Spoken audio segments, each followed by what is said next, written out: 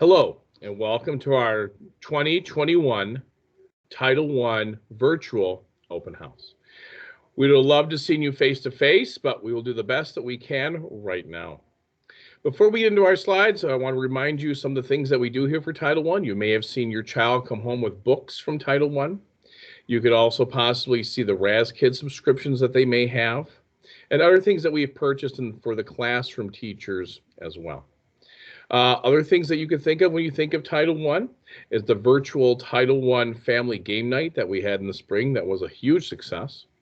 And also when we were able to go face-to-face, the Title I science nights that we had here, and we hope to get to there again. What I'd like to do right now is just go through our presentation, and then I'm going to hand it over to my other Title I teachers here at Schuchard. So let me go ahead and share. All right, thank you very much. So, welcome to our Schuchard annual Title I parent meeting.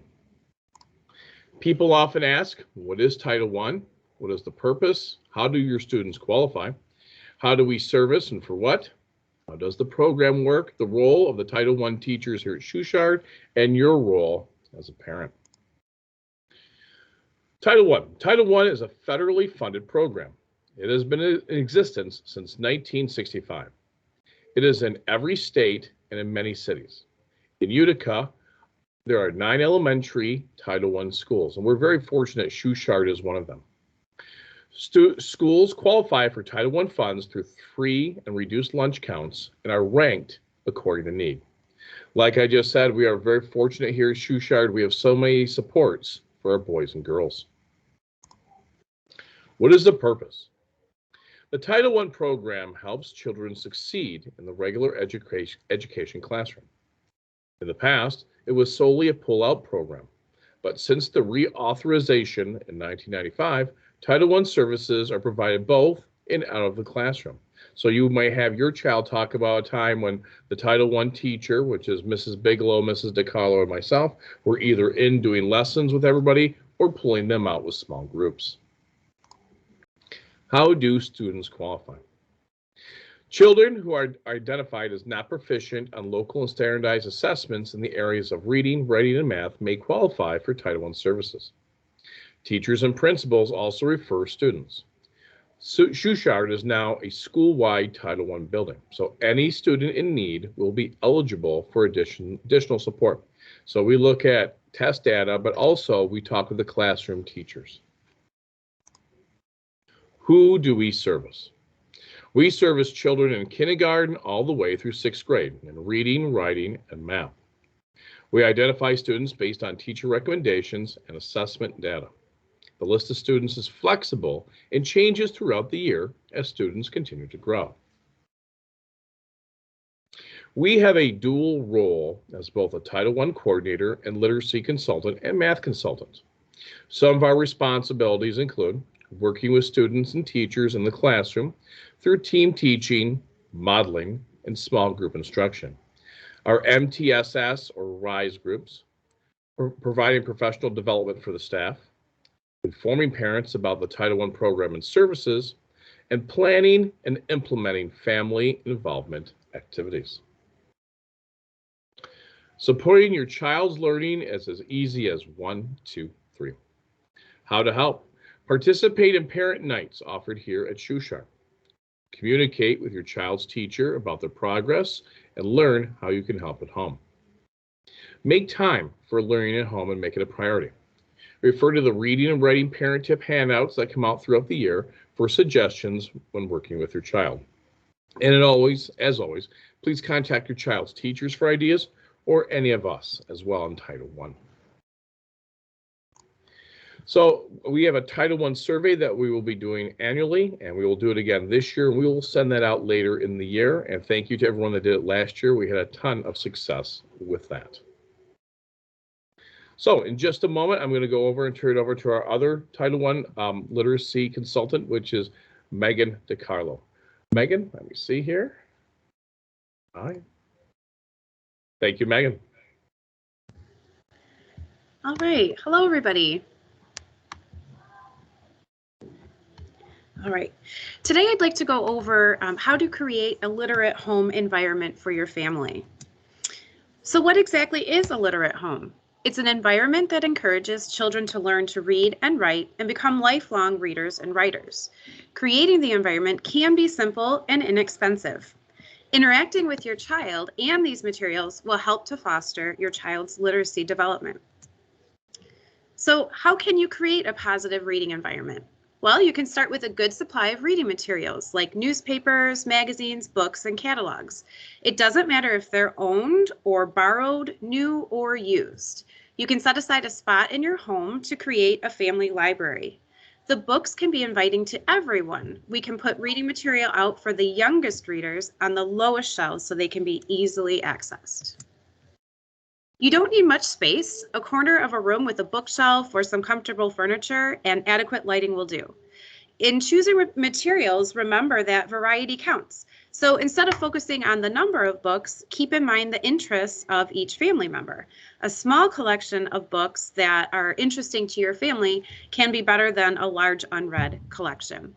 You can have a variety of paperback and hardcover books and magazines for both parents and children. And make sure your library includes something for everybody and their interests. As much as they may deny it, most children want to be just like their parents. Their lifelong habits start to form at the earliest ages, often by mimicking older members of the family. So if they see you reading daily, they will be more likely to become avid readers themselves. If children see parents visiting libraries and checking out books, giving and receiving books as gifts, and borrowing and loaning out books to friends, they know their parents place a high value on reading. But most importantly, have fun. Reading can be a really enjoyable way to spend time together as a family. And now I'd like to turn it over to Mrs. Bigelow, our math consultant here at Schuchard.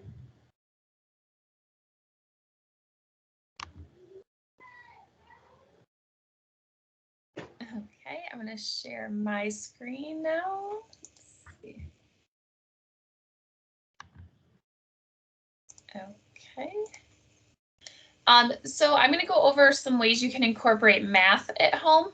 And one way to do that with your younger students is to count with them. You can count anything. You can count pieces of cereal, stuffed animals, cars, coins, anything you can come up with is a good counting tool. You can also sort them. Sorting is a great way to organize the data. So you can sort by color, by size, by shape. Coins are a great way. You can do that in the car, sort the coins in the cup holder. Adding and subtracting objects is a great introductory activity you can do with the students too, where you start with, 3 goldfish and you ask the child, how many will you have if I give you 2 more? And they can make a prediction. They can count them when you add the 2 more. You can also subtract it. You start with 6 goldfish, and if I take 1 away, now how many are you going to have? It's a really easy way to, bring adding and subtracting into your home. You can go on a shape hunt around the house or outside, where you say, okay, let's try to find objects that are shaped like a circle, and you go around and look for things. And sidewalk chalk's a fun way too, where you can, draw those shapes and numbers and, do some problems out on the driveway. For your older students, the biggest thing, like starting in 3rd grade, is work on those multiplication facts with them. Flashcards are really cheap. You can get them at the dollar store, and you don't need to practice all of the facts, just the ones that they kind of struggle with a little bit. It's just an easy way, practicing them before bed or before dinner or something like that would be a great technique for them, because multiplication facts are the foundation for most of what we do later on in 4th, 5th, 6th grade. Have your students try to explain the new way of doing problems. When we were younger, we learned math one way, and that was it. They learned so many different ways nowadays. So try to have them explain to you so you can learn how they're learning now in school. Baking is awesome. Following a recipe is a great way. You deal a lot with fractions when you're baking. You could ask them, okay, we want to double a recipe. If we have to double 1/2, what do we get? Halving also is a great way to work with those fractions. Home improvement projects, if you're measuring things using a ruler or a tape measure, talking about inches, centimeters, millimeters, all those things can bring that math into real life application. And then just playing games like Yahtzee, Uno, Monopoly, all those kind of strategy games are great problem solving games that are good for math sense. And finally, just be a math role model. You know, you could be a reading role model, but you could also be a math role model. Try to keep a positive attitude. A lot of people have kind of some past trauma when it comes to their own math, you know, experiences, but try to leave that negativity, you know, outside. Don't bring that in, because your kids, they're going to feel the same way. You know, if you bring in a negative attitude, they're going to have a negative attitude toward math. So we want to always be positive. And, you know, talk about math can be challenging, but we just have to work at it. And it's rewarding when you finally, you know, solve those difficult problems. So just try to stay positive when it comes to math. And that's all for now. So we want to thank you for attending our virtual Title I open house. And I will stop sharing my screen. Okay. Thank you very much. Thank you.